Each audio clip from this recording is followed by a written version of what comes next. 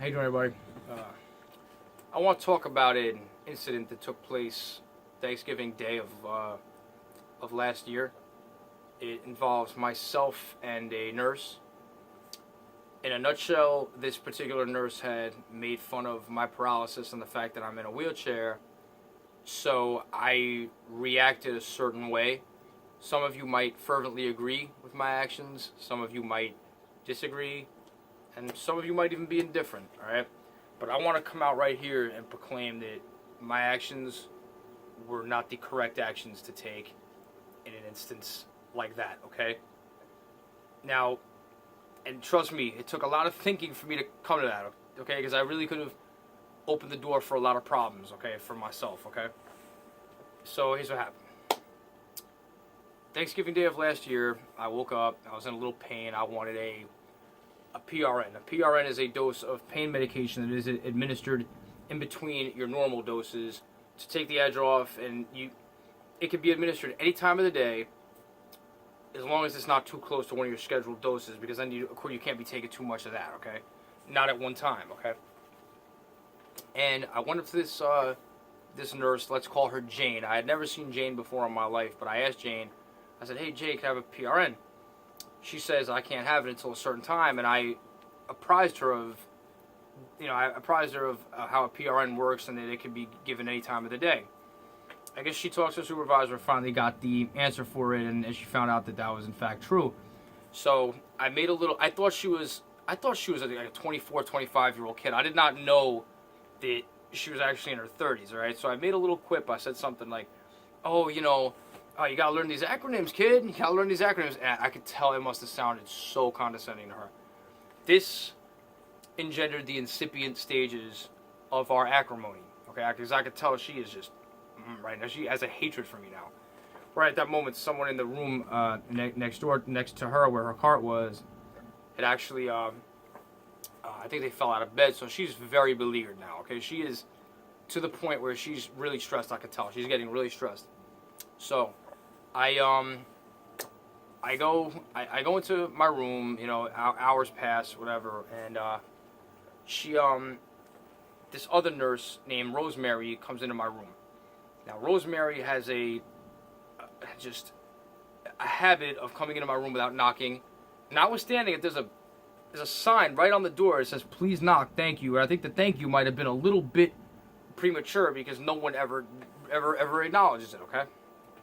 So, anyway, what happened was, it had been like the 15th time that had happened, and I said, hey, Rosemary, I had asked you nicely so many times not to open my door while you're knocking. She knocks on the door, and she opens it concurrently, and it defeats the purpose of the knock. What's the point of even knocking? So she was arguing with me, saying, I did knock, though. And so finally, I'm like, that's it. I finally had enough. It's a 15th time. When I say 15, I'm not exaggerating at all, okay? I go down to where Jane is, and I say, Jane, I really need to talk to the supervisor because Rosemary is just obdurately refusing to knock on my door. I can't deal with this anymore, okay? So Jane says, I will speak to her and let her know that she should knock on the door. And I say, Jane, I appreciate you taking a proactive role in your job, okay? But I have a feeling that Rosemary is not going to listen to myself as a patient. She's not going to listen to a coworker. She needs to hear it from someone above her, someone who's a supervisor, and that will act as a, that will act as a means of curtailing her behavior, okay? So anyway, I wait a little while, and a little while had gone by, maybe a good 15, 20 minutes, maybe a little less. I have things to do. I'm a little, it's a rough day, okay?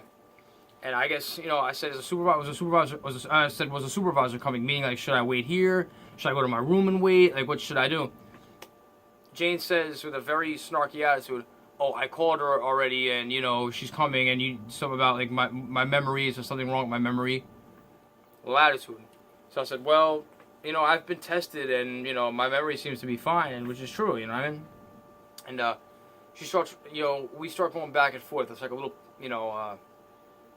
we're having like a little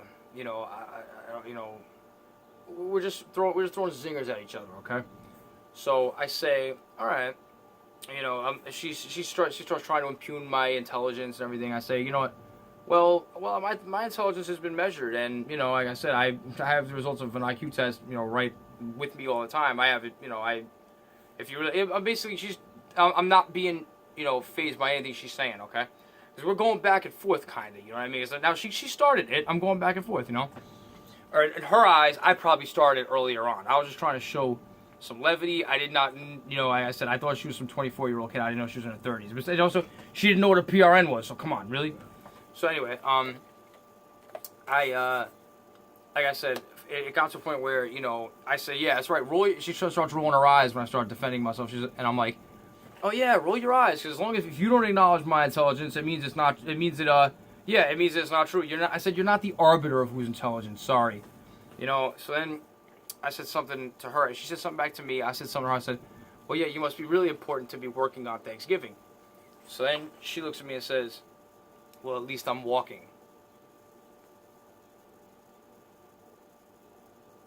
I'm taken aback. I go to her. I said, did you just say at least I'm walking?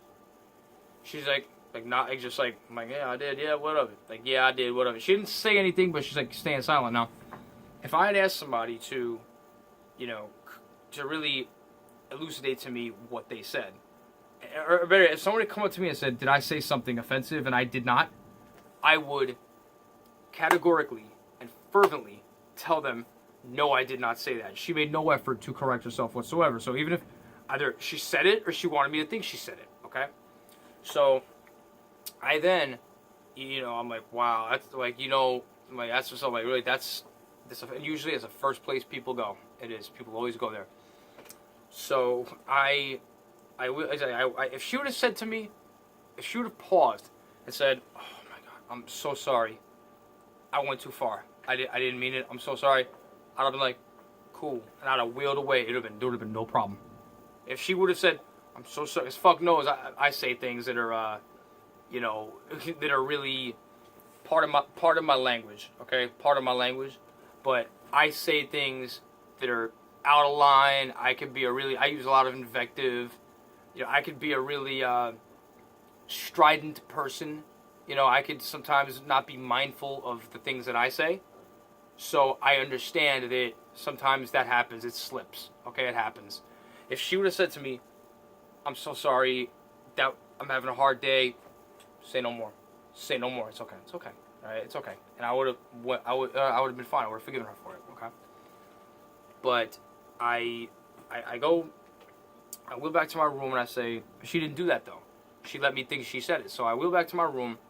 I even asked her again. I said, did you say at least I'm walking? She does nothing to correct me. So I wheel back to my room.